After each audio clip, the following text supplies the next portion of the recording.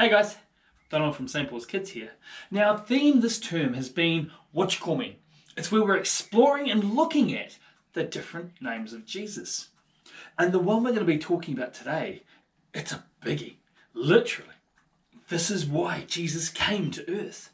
You see, our story takes us not to Israel, but to the catacombs, the areas, the tunnels deep under Rome. Because Christianity had spread through the world, the known world, the Roman Empire, and they decided they didn't like the Christians. They didn't like them because they wouldn't worship their gods, and that annoyed them. So the Emperor Nero made a rule. If you were a Christian, you could be attacked, you could be beaten, and if you were a noble, someone of wealth, well, that would be taken away from you by the emperor. If you were in a position of authority, you'd be fired and hunted. And it got so bad that even Christians were killed and thrown in the Colosseum. So the Christians all throughout Rome and the known world would hide. In Rome, there were catacombs, tunnels underneath the city. So families would hide in them, keeping safe from the soldiers, only venturing up when they needed to or when they had to get some food. And there was the boy sitting there. His name was Ralphious, but people just called him Ralph. And Ralph was there and he was saying, "Mum, why are we here?" He was remembering back to when his dad was a senator. And people would look at him with respect, and all of a sudden his family decided they wanted to become Christians. And Ralphious thought that was cool, but he didn't understand why they kept being Christians when everyone seemed to want to hurt them or hassle them or take all their possessions. He just wanted to go back and stay in his house and enjoy the view looking over the sea. But here they were, hidden in the dark around a candle. And he said to his mum, "Mum, how come? Why is this Jesus so important? What makes him God? Surely he was just some wise guy who did some amazing things. Do we have to live here for it? Couldn't we just say, oh yeah, we're not Christians, but be Christians?"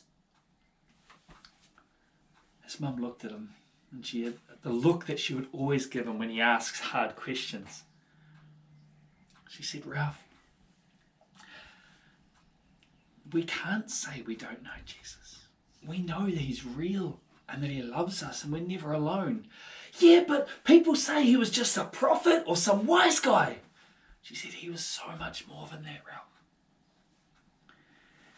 See, it wasn't that he was just a teacher, because he said some amazing things. When your dad and I, we first saw him in Jerusalem when we were visiting, and he said the most craziest things. We were lucky. We got to see. We were following him with his disciples for a while.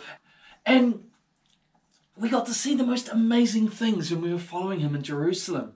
We saw him wrestle with teachers of the law, some super holy guys. And they would come at him time and time and time again with these funny questions and technicalities.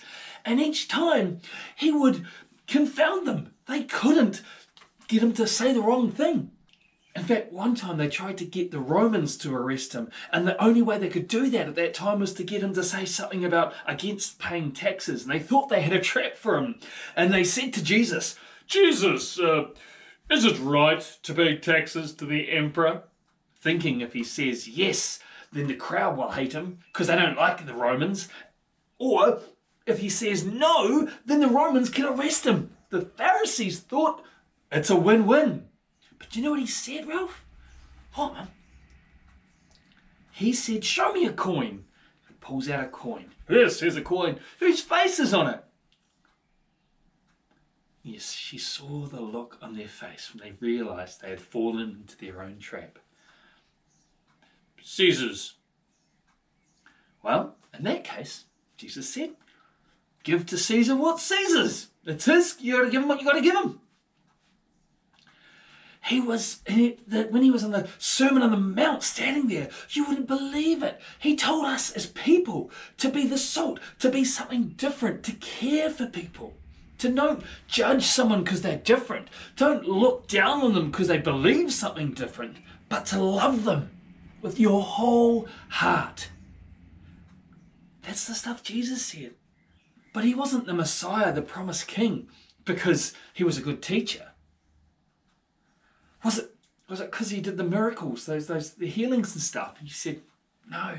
See, we were there one time when we were far out, and we knew that if Jesus was going to go to Jerusalem, he'd be killed. The Pharisees had it in for him.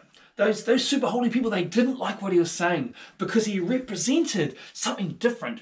They wanted people to follow their rules, but their rules weren't God's rules. Jesus wanted them to follow his heart. So we tried to keep him from Jerusalem a lot. And then he found out his one of his good friends, someone he had come to really know really well in his time, a guy called Lazarus. Well, he died. He was really, really sick. And someone came up to Jesus and said, hey, Jesus, Lazarus is really sick. He's going to die. And Jesus stayed for a couple more days. And everyone was like, shouldn't we go see Lazarus, Jesus? And he said, no, he's just sleeping. And they thought, oh, well, that's good. If he's sleeping, he'll be okay. We didn't know, but Lazarus had died. Jesus walks up. Lazarus' sister comes running up to him, Ralph, and says, if you weren't only here, Jesus, you're the Messiah. You're the Christ, the promised king. You'd be able to heal him. And Jesus put his arms around her and he hugged her and he said, don't worry about it. Just watch. Trust God. And off he walked and he stood in front of the tomb and it hadn't been sealed up yet and he called out, Lazarus, come on. Hey, you want a coffee? Lazarus, come get a coffee, mate. It was like, everyone thought, Ralph, that Jesus was going a little bit doolally. Like, how do you, he's dead.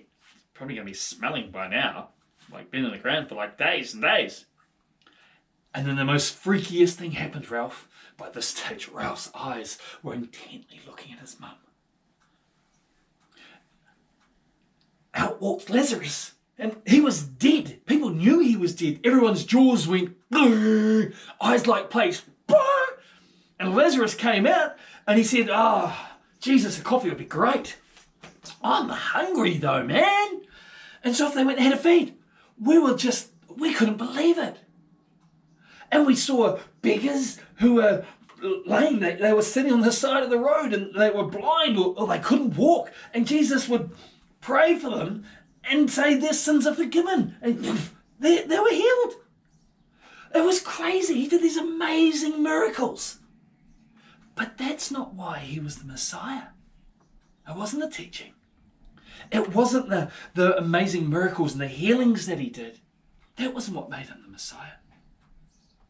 What do you mean, Mum? Those are the really big things. She said, no, Ralph.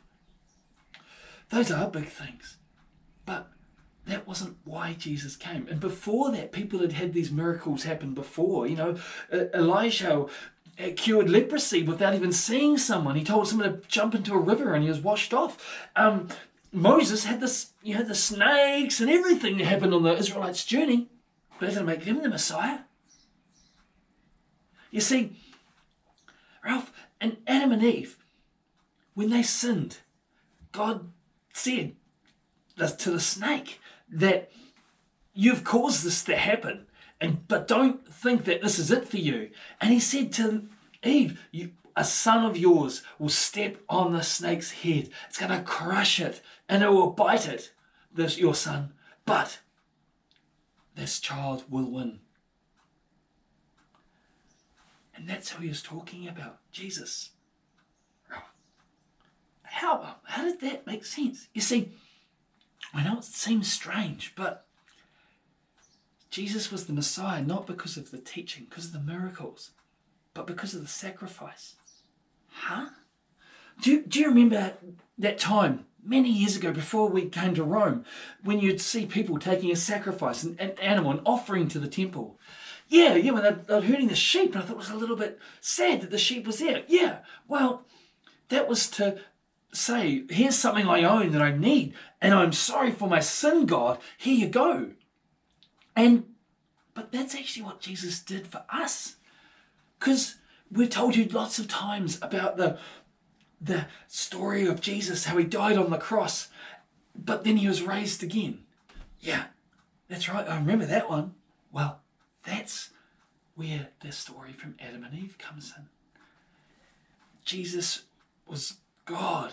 He rose up and he stepped on the snake's head. And everyone in Israel at the time thought that the worst enemy they ever had were the Romans. But it wasn't Romans that was wrong with the world. It was us, our sin. And what Jesus did is he took our sin as the ultimate sacrifice.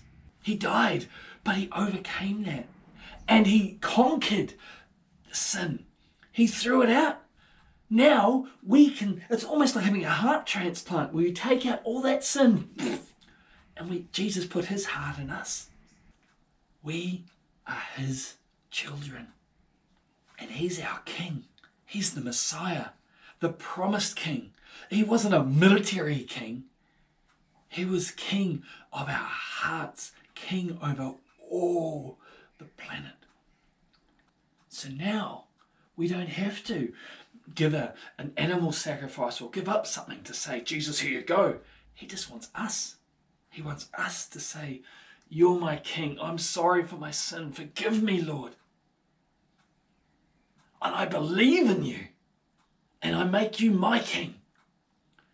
And then we're one of his followers.